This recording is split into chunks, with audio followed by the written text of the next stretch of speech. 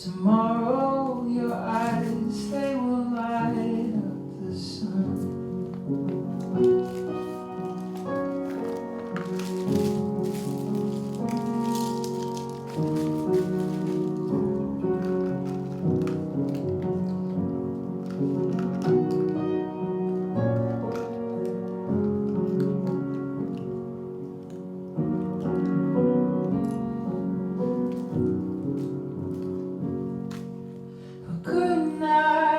Good night, sweet dreams for now. Drift off to sleep on your pillow of clouds. Good night, my sweet little friend. Tomorrow's adventures, they will soon begin. Tomorrow's adventures will soon begin.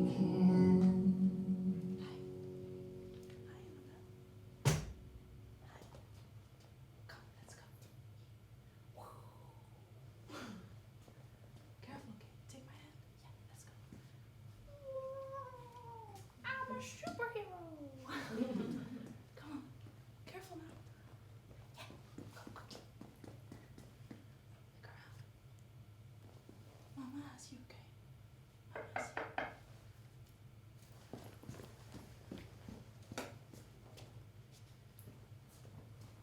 Come in. Hi, Portia. Hey, dog. Come, sit down. How are you? How was your week?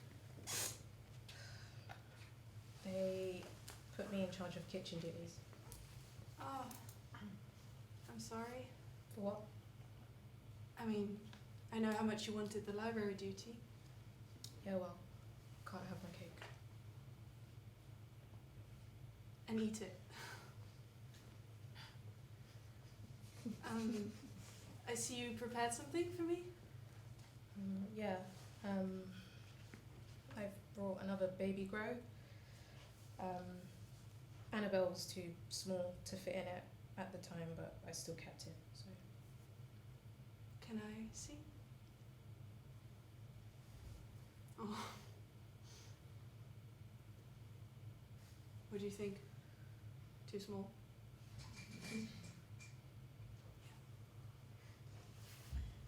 You actually left one of the other ones last week, so I kept it for you. I prepared something for you as well. Do you want to join me?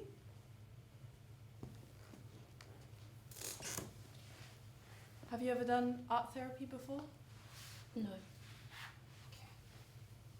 Well, it's very easy. You just pick a colour and a brush for me.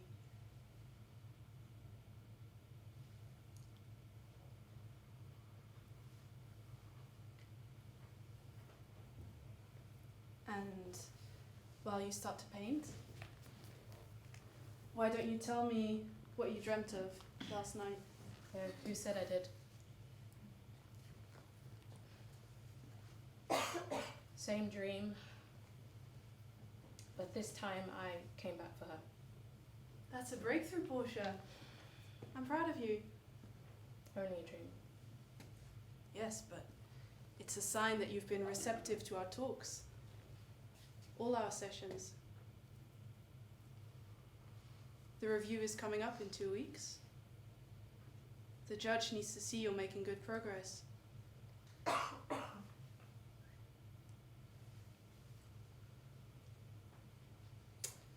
So, Portia, what do you think about your actions that night?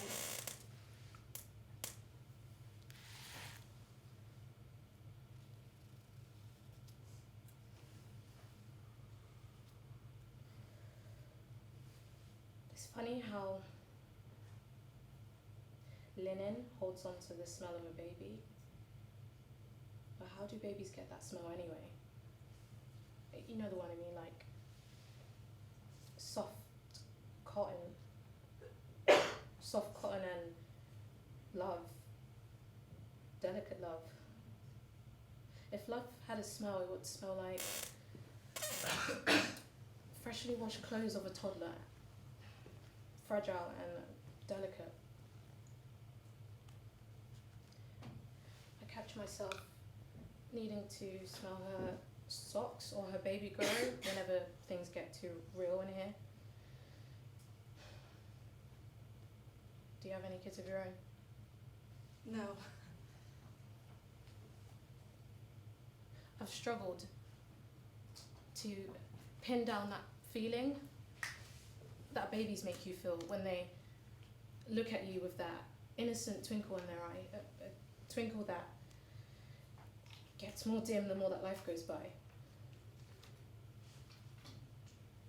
My Annabelle always stared at me like I was the most interesting thing she'd ever seen.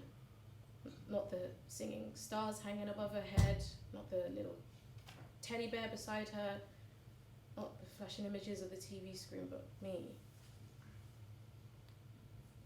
She gave me a sense of purpose, made me feel like I was doing something right in this world for once, and I needed to protect this gift at all cost. But I failed. Failed? Failed. I have an idea. Come here. Come stand over here. Failed, okay? You mentioned Leon last week. Do you remember? I want you to think about Leon and think about the fact that you failed. Do something. Punch me. Kick me. I don't know what you want me to say. Imagine that I'm Leon. What do you want to say to me? He wanted to protect me. You wanted to protect me. You wanted to protect me. You saw how fragile and delicate I truly was, and I'd been hiding behind this shell of toughness for so long because the world around me forced me to. It was either that or I lost the game of survival. You told me to leave her in the room. You said that it was a good way to make sure she grew up tough like me, and her cries would always start with a slight gurgle, don't you remember? And then with every ounce of strength in those tiny lungs, she would scream so loud it would make me want to rip my hair out. Or hers. But that would have made it worse. So I chose mine.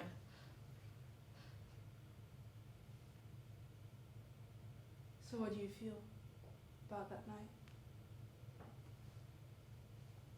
I wanted to go out on my 20th birthday. Why would I turn down Leon's offer of treating me? It was either that or get stuck with Annabelle screaming all day. It was evening and she was sleeping already. Meant to be a few hours out, back in time to feed her in the early hours of the morning, but a night out turned into 2, 3, 4 nights out. I'm not even sure anymore, to be fair. And frankly, I still don't care. How does that sound? Convincing? Remorseful? Or should I see you next week for another session, Doc? That was good. I'll see you next week.